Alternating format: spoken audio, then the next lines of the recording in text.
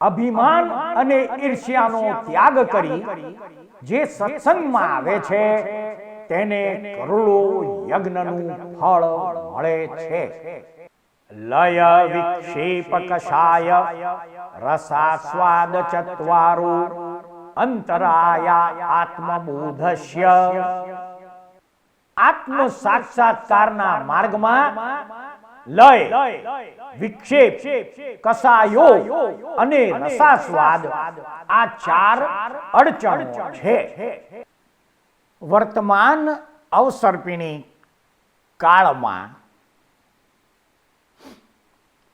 જંબુદ્વીપના ભરત ક્ષેત્રના ભારત દેશમાં જન્મેલા 20મા તીર્થંકર પરમાત્મા મુનિસુરત સ્વામીના સમયમાં થયેલા 8મા વાસુદેવ, લક્ષ્મણ, 8મા બલરામ એવા શ્રી રામ અને પ્રતિવાસુદેવ રાવણ ઉર્ફે 10 મુખ ના જીવન ચરિત્રની સંક્ષિપ્ત ઝાંખી જાણવા પ્રયત્ન કરીશું.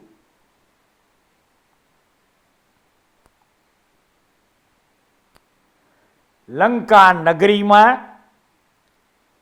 વિશ્રવા અને તેમની પત્ની કૈકસીથી પ્રતિવાસુદેવ રાવણનો જન્મ થયેલ.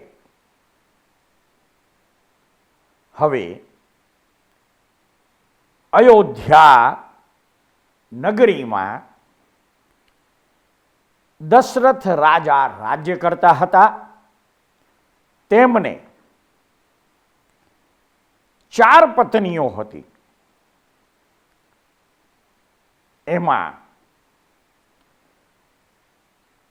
અપરાજિતા ઉર્ફે કૌશલ્યા, સુમિત્રા, કૈકેયી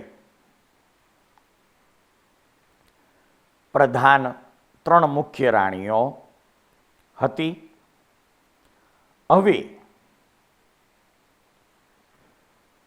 દશરથની અપરાજિતા નામની ઉર્ફે કૌશલ્યાની કુક્ષીમાં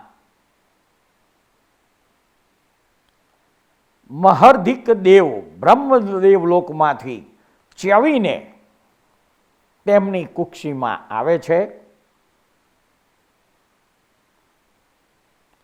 ત્યારે અપરાજિતા રાણી બલરામના જન્મને સૂચવતા 4 મહાસ્વપ્નો જુએ છે અને ગર્ભકાળ પૂરો થતા 9 મહિના અને 7 દિવસ પછી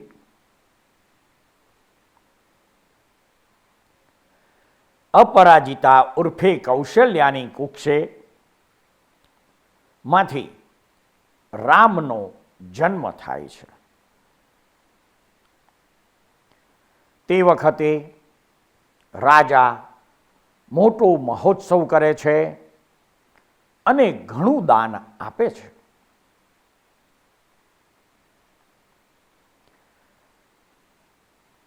રાજા દશરથે આ અપરાજિતાના પુત્રનું નામ પદ્મ ઉર્ફે રામ પાડ્યું હતું. ત્યાર પછી થોડા સમય બાદ સુમિત્રા નામની દશરથની પત્નીએ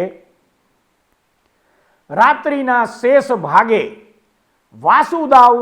વાસુદેવને જન્મ આપનારા 7 મહાસ્વપ્નો જોયા. તેમાં પ્રથમ હાથી, બીજા સ્વપ્ને સિંહ, ત્રીજા સ્વપ્ને સૂર્ય, ચોથા સ્વપ્ને ચંદ્ર, 5મા સ્વપ્ને અગ્નિ, 6ઠા સ્વપ્નમાં લક્ષ્મી દેવી અને 7મા સ્વપ્નમાં સમુદ્રને પોતાના મુખમાં પ્રવેશ કરતા જોયા. 9 મહિના 7 દિવસના ગર્ભકાળ પછી મેઘની જેવા વર્ણવાળા અને સંપૂર્ણ લક્ષણે ધરનારા એક પુત્રને તેમણે સુમિત્રાએ જન્મ આપ્યો અને રાજાએ મહોત્સવ કર્યા પછી તેનું લક્ષ્મણ નામ પાડ્યું. તે વખતે રાજાએ પોતાની કારાગૃહમાં પૂરેલા શત્રુઓને પણ છોડી મૂક્યા હતા. જેમ બલરામના જન્મ સમયે દશરથ રાજાએ અધિક દાન આપેલું, કારણ કે પુત્ર જન્મ સમયે જે દાન અપાય છે એ અક્ષય થાય છે. એ અનુસાર તેમણે પ્રથમ પુત્ર રામના જન્મ સમયે ખૂબ દાન આપેલું, તેમ લક્ષ્મણના જન્મ સમયે તેમણે પોતાના શત્રુઓને કારાગૃહમાંથી છોડી મૂક્યા હતા. બંને કુમારો રામ અને લક્ષ્મણ અનુક્રમે પિતાની દાઢી મૂછના કેશને આકર્ષણ કરવાની શિક્ષાને આપનાર બાલ્ય વયને પ્રાપ્ત થયા. ધાત્રી માતાઓએ લાલન પાલન કરેલા તે બંને કુમારો દશરથના પોતાના બીજા 2 ભુજદંડ હોય તેમ નિહાળવામાં આવતા. રાજા દશરથ આ બંને પુત્રોને પોતાના ઉત્સંગમાંથી બીજા ઉત્સંગમાં એમ વારંવાર સંચરતા હતા. અનુક્રમે મોટા થતા તે બંને પુત્રો નીલાંબર અને પિતાંબર ધારણ કરીને ચરણપાતથી પૃથ્વી તળને કંપાવતા ચાલવા લાગ્યા. જાણે મૂર્તિમાન 2 પુણ્ય રાશિ હોય તેમ તેઓએ અલ્પકાળમાં જ બધી કળાઓ સંપન્ન કરી લીધી. તેઓ કસરત શાળામાં હોય અને ધનુષને પણ જ ચડાવતા હોય ત્યારે સૂર્ય પણ પોતાનો વધ થશે એવી શંકાથી કંપાયમાન થતો હતો. તેઓ પોતાના માત્ર ભુજાબળથી જ શત્રુઓના બળને તૃણ સમાન ગણતા હતા.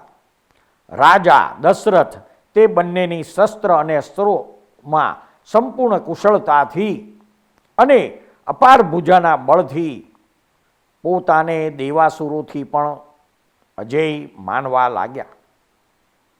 અન્યથા તે કુમારોના પરાક્રમથી ધીરજનું અવલંબન કરીને રાજા દશરથ ઇક્ષ્વાકુ રાજાની અયોધ્યા નગરીમાં આવ્યા. ત્યાં દુર્દશામાંથી મુક્ત થયેલો તે વાદળામાંથી નીકળેલા સૂર્યના જેવા પ્રતાપથી પ્રકાશતો સતો રાજ્ય કરવા લાગ્યો. અન્યથા કૈકેયી રાણીએ શુભ સ્વપ્નથી સુચિત અને ભરત શેઠના આભૂષણ રૂપ ભરત નામના પુત્રને જન્મ આપ્યો અને ચોથી રાણીએ સુપ્રભાએ પણ જેની ભુજાનું પરાક્રમ શત્રુને નાશ કરે તેવું છે એવા શત્રુઘ્ન નામના કુલનંદન પુત્રને જન્મ આપ્યો. સ્નેહથી રાત દિવસ અવિયુક્ત રહેતા ભરત અને શત્રુઘ્ન પણ જાણે બીજા બળદેવ અને વાસુદેવ હોય તેમ શોભતા હતા. રાજા દશરથ 4 ગજદંતાકૃતિ પર્વતોથી જેમ મેરુગીરી શોભે છે તેમ 4 પુત્રોથી શોભવા લાગ્યા. જંબુદ્વીપના ભરત ક્ષેત્રને વિશે દારૂ નામના ગ્રામમાં વસુપતિ નામે એક બ્રાહ્મણ રહેતો હતો. તેને અનુકોષા નામની સ્ત્રીથી અતિભૂતિ નામે એક પુત્ર હતો. અતિભૂતિને સરસા નામે પત્ની હતી. એક વખતે ક્યાન નામના એક બ્રાહ્મણે તેના ઉપર રાગ થવાથી છળ વડે તેનું હરણ કર્યું. કામાતુર મનુષ્ય શું ન કરે. અતિભૂતિ તેને શોધવાને ભૂતની જેમ પૃથ્વી પર ફરવા લાગ્યો અને તે પુત્ર અને પુત્રવધૂને માટે તેમની પછવાડે અનુકોષા અને વસુમતી પણ ફરવા લાગ્યા. બધે અટન કરતા પણ તેઓને પુત્ર અને પુત્રવધૂનો પત્તો લાગ્યો નહીં. આગળ ચાલતા એક મુનિ તેમના જોવામાં આવ્યા એટલે તેમણે ભક્તિથી વંદના કરી તેમની પાસેથી ધર્મ સાંભળીને બંને જણાએ વ્રત ગ્રહણ કર્યું. ગુરુની આજ્ઞાથી અનુકોષા કમલશ્રી નામની એક આર્યા પાસે રહી કાળયોગે મૃત્યુ પામીને તેઓ સૌધર્મ દેવલોકમાં દેવતા થયા. એક દિવસ પણ વ્રત આરાધ્યું હોય તો સ્વર્ગ સિવાય બીજી ગતિ થતી નથી. વસુભૂતિ ત્યાંથી ચ્યવીને વૈતાધ્ય પર્વત પર સ્થનુપુર નગરનો ચંદ્રગતિ નામે રાજા થયો. અનુકોષા પણ ત્યાંથી ચ્યવીને વિદ્યાધર પતિ ચંદ્રગતિની પુષ્પવતી નામે પવિત્ર ચરિત્રવાળી સતી સ્ત્રી થઈ. પેલી સરસા કોઈ સાધ્વીને જોઈ દીક્ષા લઈ મૃત્યુ પામીને ઈશાન દેવલોકમાં દેવી પણ ઉત્પન્ન થઈ. સરસાના વિરહથી પીડિત એવો અતિભૂતિ મૃત્યુ પામી સંસારમાં ચિરકાળ ભમી અન્યદા એક હંસનો શિશુ થયો. એક વખતે બાજ પક્ષીએ તેને ભક્ષણ કરવા માટે ઉપાડ્યો. તેમાંથી સ્ખલના પામતા તે કોઈ મુનિની પાસે પડ્યો. કંઠે શ્વાસ હોવાથી મુનિએ તેને નમસ્કાર મંત્ર આપ્યો. તે મંત્રના મહાપ્રભાવથી મૃત્યુ પામીને તે કિન્નર જાતિના વ્યંતરમાં 10,000 વર્ષના આયુષ્યવાળો દેવતા થયો. ત્યાંથી ચ્યવીને વિદગ્ધ નામના નગરમાં પ્રકાશસિંહ રાજાની પ્રવરાવળી રાણીથી કુંડલ મંડિત નામનો પુત્ર થયો. પેલો ક્યાન ભોગાસક્તપણે મરણ પામી ચીળકાળ ભવાટમીમાં ભવી ચક્રપુર નામના રગરમાં રાજા ચક્રધ્વજના પુરોહિત ધૂમ્રકેશની સ્વાહા નામની સ્ત્રીના ઉદરથી પિંગલ નામનો પુત્ર થયો. તે પિંગલ ચક્રધ્વજ રાજાની અતિસુંદરી નામની પુત્રીની સાથે એક ગુરુની પાસે ભણતો હતો. કેટલો કાળ જતાં તે બંનેની વચ્ચે પરસ્પર અનુરાગ થયો. તેથી એક વખત પિંગલે છળથી અતિસુંદરીનું હરણ કરીને વિદગ્ધ નગરે ચાલ્યો ગયો. કળા વિજ્ઞાન વિનાનો પિંગલ તૃણકાષ્ટાદી વેચીને પોતાની આજીવિકા ચલાવવા લાગ્યો. નિર્ગુણીને તે જ યોગ્ય છે ત્યાં રહેલી અતિસુંદરી રાજપુત્ર કુંડલ મંડિતના જોવામાં આવી એટલે તત્કાળ તેમણે પરસ્પર અનુરાગ થયો. રાજપુત્ર કુંડલ મંડિતે તેનું હરણ કર્યું, પરંતુ પિતાના ભયથી તે કોઈ દુર્ગ દેશમાં એક પલ્લી કરીને તેની સાથે રહ્યો. રામ અને લક્ષ્મણ બંને યુવા અવસ્થા હતા. પોતાના ભુજબળ અને પરાક્રમથી ધીમે ધીમે ખ્યાતિ પામવા લાગ્યા. તે સમયે વિશ્વામિત્ર ઋષિ પોતે વનમાં તપ કરતા હતા અને રાક્ષસો વારંવાર તેમના યજ્ઞમાં વિઘ્ન નાખી તેમના યજ્ઞનો વિધ્વંસ કરતા હતા. તેથી તેઓ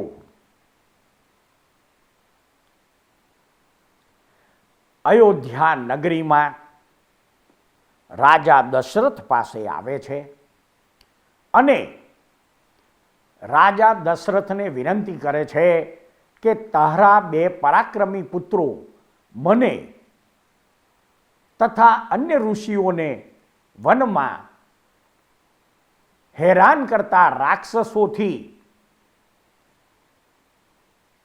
બચાવવા અને રાક્ષસોને હણીને જંગલમાં રહેતા ઋષિમુનિઓને નિર્ભય બનાવવા માટે મારે તેમને લઈ જવા છે. વશિષ્ઠ કુલગુરુ વશિષ્ઠ દશરથને સમજાવે છે કે વિશ્વામિત્ર ઋષિની વાત સાચી છે. આ બંને બાળકો યૌવન અવસ્થામાં પ્રવેશ્યા છે તો તેમને તેમના પરાક્રમની પરીક્ષા કરવા માટે અને વિશ્વામિત્ર ઋષિને સહાય કરવા માટે મોકલવા જોઈએ. તત્કાળ રામ અને લક્ષ્મણ બંને કુમારો પિતાની સંમતિ મળતા વિશ્વામિત્ર ઋષિ સાથે જવા તૈયાર થઈ જાય છે. વિશ્વામિત્ર ઋષિ ખુલ્લા ઉઘાડા પગે ચાલતા હતા. આ બંને યુવાનો મખમલની મોજડી પહેરીને તેમની સાથે જવા તૈયાર થયા ત્યારે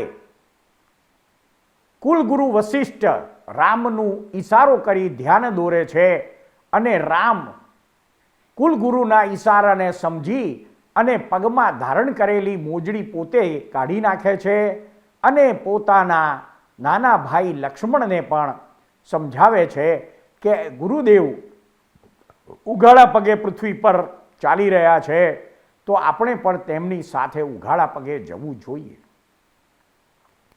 વિશ્વામિત્ર ઋષિ આગળ અને બંને કુમારો પાછળ. તે રીતે રામ અને લક્ષ્મણ વિશ્વામિત્રની સાથે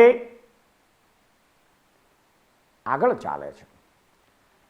ઘણો સમય ચાલ્યા પછી બંને ભાઈઓ એકબીજા સાથે વાર્તાલાપ કરે છે કે આપણને થોડી પાણી પીવાની ઈચ્છા થઈ છે. વિશ્વામિત્ર તેમનો સંવાદ સાંભળીને પૂછે છે કે હે બાળકો, આપને શું તકલીફ છે? તો કે ગુરુદેવ, થોડી પાણી પીવાની ઈચ્છા થઈ છે. ત્યારે વિશ્વામિત્ર તેમને જણાવે છે કે હે બાળકો, આપ ચિંતા કરશો નહીં.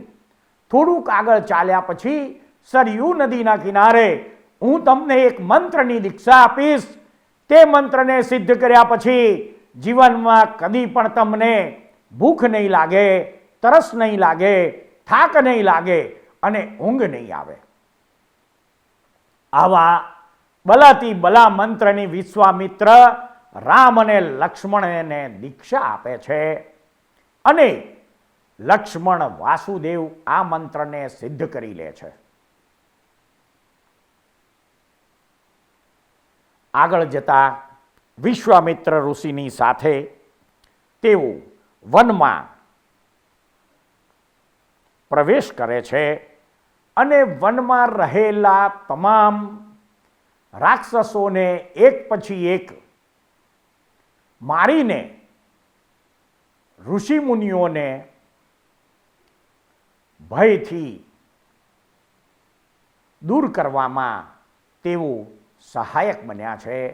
ઋષિ મુનિઓ રાક્ષસોના ત્રાસથી ભય પામતા હતા તે હવે ઉલ્લાસ, ઉત્સાહ અને ઉમંગપૂર્વક યજ્ઞો અને પોતાની સાધના કરી શકે છે.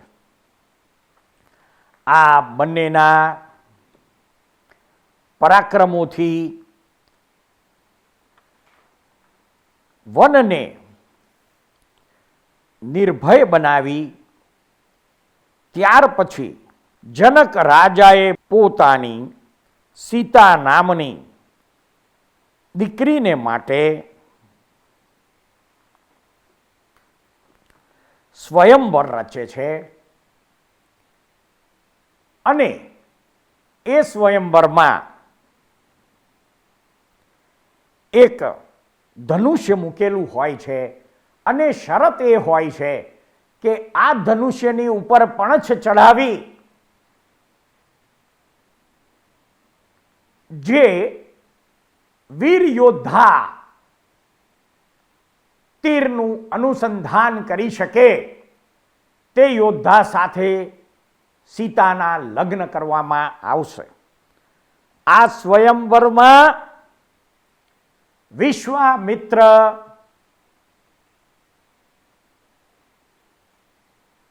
રામ અને લક્ષ્મણને બ્રાહ્મણ વેશમાં ત્યાં લઈ જાય છે. સીતાના સ્વયંવરને માટે જનક રાજાએ બોલાવેલા વિદ્યાધરોના અને મનુષ્યના રાજાઓ આવીને મંચ ઉપર બેઠા. પછી જાનકી સીતા દિવ્ય અલંકારોને ધારણ કરીને સખીઓથી પરવરી જાણે ભૂમિ પર ચાલતી દેવી હોય તેમ મંડપમાં આવી. લોકોના નેત્રને અમૃતની સરિતા જેવી તે જાનકી રામને મનુષ્યમાં ધારી ધનુષ્યની પૂજા કરીને ત્યાં ઊભી રહી. નારદના કહેવા પ્રમાણે જ તે સીતાના રૂપને જોઈને કુમાર ભામંડલને કામદેવ પ્રહાર કરવા આવ્યો હોય તે વખતે જનકના એક દ્વારપાલે હાથ ઊંચા કરીને કહ્યું કે હે સર્વ ખેચરો અને પૃથ્વીધારી રાજાઓ, તમોને જનક રાજા કહે છે કે જે આ બે ધનુષ્યમાંથી એક ધનુષ્યને ચડાવે તે મારી પુત્રીને પરણે. આ પ્રમાણે સાંભળી પરાક્રમી ખેચરો અને ભૂચર રાજાઓ ધનુષ ચડાવવા માટે ધનુષ્યની પાસે એક પછી એક આવવા લાગ્યા. પરંતુ ભયંકર સર્પોથી વીંટાયેલા અને તીવ્ર તેજવાળા તે બંને ધનુષ્યનો સ્પર્શ કરવાને પણ કોઈ સમર્થ થયું નહીં. તો ચઢાવવાની તો વાત જ શી કરવી. ધનુષ્યમાંથી નીકળતા તણખાની અનેક જ્વાલાઓથી દગ્ધ થયેલા તેઓ લજ્જાથી અધોમુખ થઈને પાછા નિવૃત્ત થતા હતા. ત્યાર પછી જેના કાંચનમય કુંડલ ચલાયમાન થઈ રહ્યા છે એવા દશરથ કુમાર રામ ગજેન્દ્રની લીલાએ ગમન કરતા તે ધનુષની પાસે આવ્યા. તે સમયે ચંદ્રગતિ વગેરે રાજાઓએ ઉપહાસ્યથી અને જનકે શંકાથી જોયેલા લક્ષ્મણના જ્યેષ્ઠ બંધુ રામે નિશંકપણે વજ્રને ઇન્દ્ર સ્પર્શ કરે તેમ જેની ઉપરથી સર્પને અગ્નિ જ્વાળા શાંત થઈ ગયેલ છે એવા વજ્રાવત ધનુષ્યનો કરવડે સ્પર્શ કર્યો.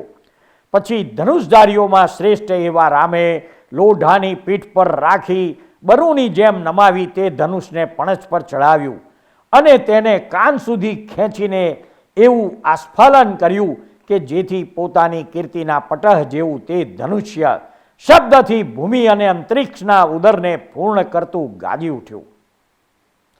તત્કાલ સીતાએ સ્વયંમેવ રામના કંઠમાં સ્વયં વરમાળા નાખી અને રામે ધનુષ ઉપરથી પણછને ઉતારી નાખી. પછી લક્ષ્મણે પણ રામની આજ્ઞાથી તત્કાળ અર્ણાવર્ત ધનુષ્ય ચડાવ્યું. તેને લોકો વિસ્મયથી જોઈ રહ્યા. તેનું આસ્મલન કરતા તેણે નાદથી દિશાઓને મુખને બધિર કરી નાખ્યા. પછી પણછને ઉતારીને તેને પાછું તેના સ્થાન પર મૂકી દીધું. તે વખતે ચકિત અને વિસ્મિત થયેલા વિદ્યાધરોએ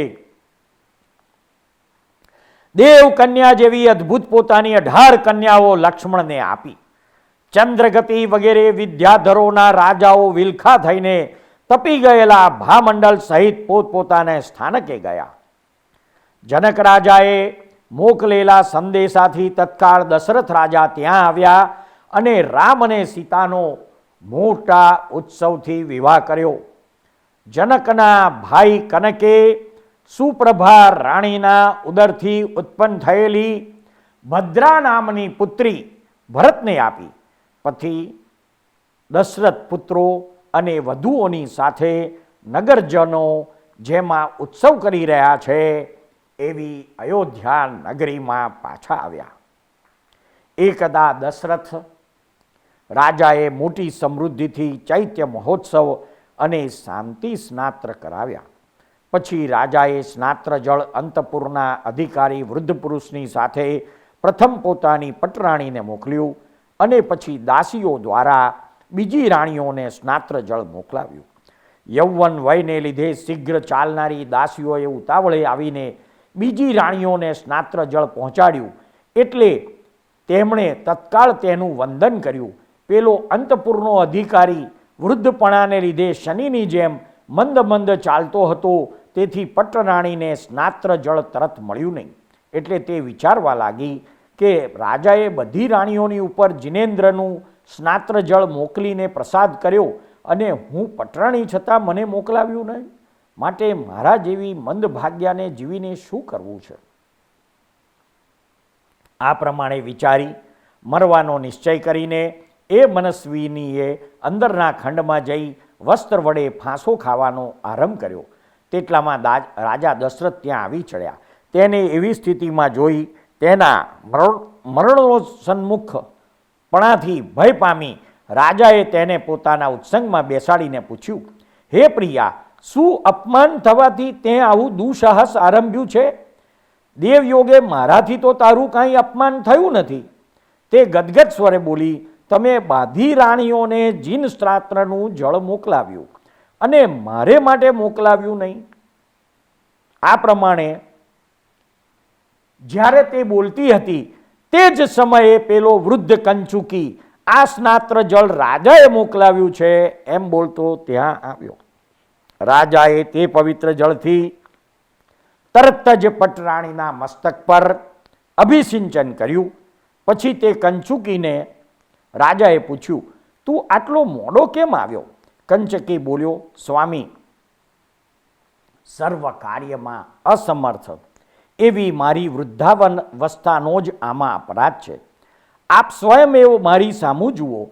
રાજાએ તેની સામું જોયું તો તે મરવાને ઈચ્છતો હોય તેમ પગલે પગલે સ્ખલિત થતો હતો. મુખમાંથી લાળ પડતી હતી, દાંત પડી ગયા હતા, મુખ પર વળિયા પડ્યા હતા, સર્વ અંગમાં શ્વેત રોમ થઈ ગયા હતા, ભ્રુકુટીના વાળથી નેત્ર ઢંકાઈ ગયા હતા, માંસ અને રુધિર સુકાઈ ગયા હતા અને સર્વ અંગ ધ્રુજતા હતા. આવા તે કંચકુને જોઈને રાજાને વિચાર આવ્યો, જ્યાં સુધી મારી એવી સ્થિતિ થઈ નથી ત્યાં સુધીમાં મારે મોક્ષને માટે પ્રયત્ન કરી લેવો જોઈએ. આવા મનોરથથી રાજા વિષયોથી પરાંગમુખ થયો અને એ પ્રમાણે સંસાર પર વૈરાગ્યવાળા ચિત્તથી એમણે કેટલોક કાળ નિર્ગમન કર્યો.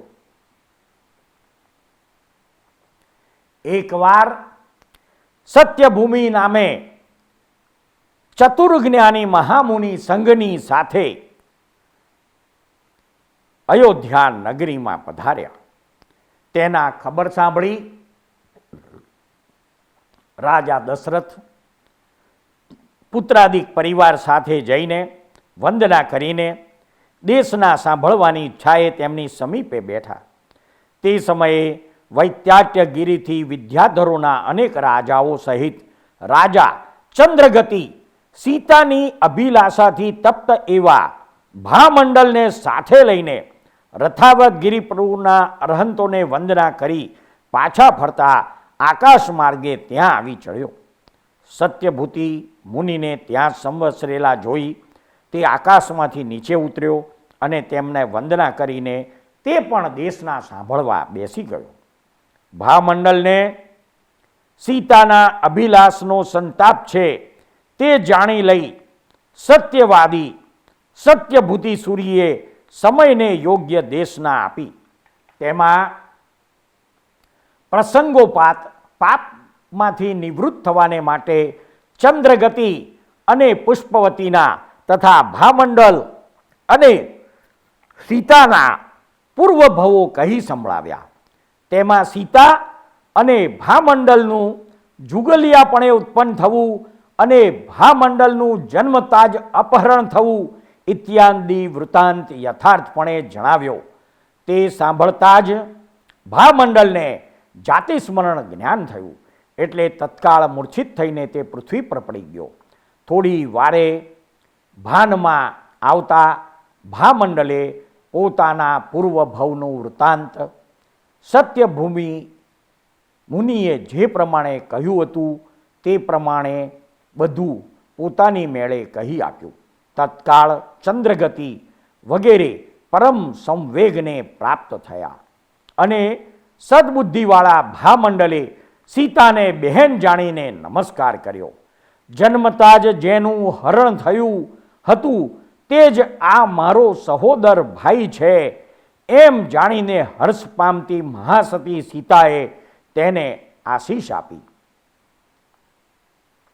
પછી તત્કાળ જેને સહોદપણું ઉત્પન્ન થયું છે એવા વિનીય ભામંડલે લલાટ વડે પૃથ્વીનો સ્પર્શ કરીને રામને પણ નમસ્કાર કર્યા. પછી ચંદ્રગતિએ ઉત્તમ વિદ્યાધરોને મોકલીને વિદેહા અને જનક રાજાને ત્યાં તેડાવ્યા અને જન્મતા જ જેનું હરણ થયું હતું તે આ ભામંડલ તમારો પુત્ર છે ઇત્યાદિ સર્વ વૃત્તાંત જણાયું. તે વચન સાંભળીને મેઘગર્જનાથી મયુરની જેમ જનક અને વિદેહા હર્ષ પામ્યા અને વિદેહાના સ્તનમાંથી દૂધ ઝરવા લાગ્યું.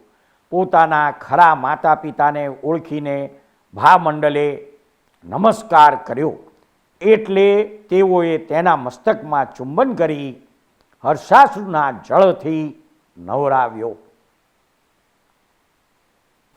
સૃષ્ટિના અદ્ભુત રહસ્યો નામાભિધાનથી અલંકૃત થયેલી ધારાવાહિક કથા ના આ એપિસોડને શાંતિથી ધીરજપૂર્વક સાંભળનાર પ્રત્યેક શ્રોતાનો તથા આ એપિસોડ નિહાળનાર પ્રત્યેક દર્શકોનો અમો સાચા અંતસ્કરણપૂર્વક ખૂબ ખૂબ આભાર માનીએ છીએ. જય સચ્ચિદાનંદ.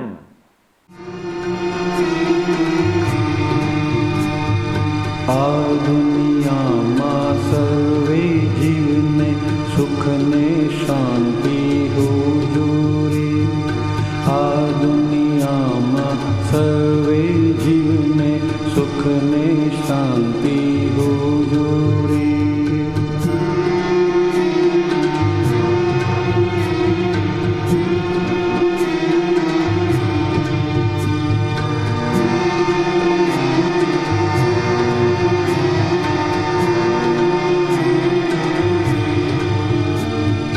મનથી પણ કોઈ જીવનું બુરો વિચારે ના હોજો રે.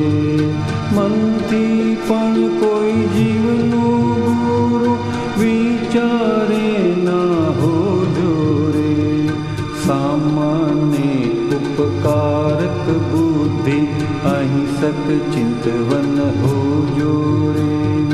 સામાન્ય परोपकारक बुद्धि अहिंसक चिंतवन हो जो रे।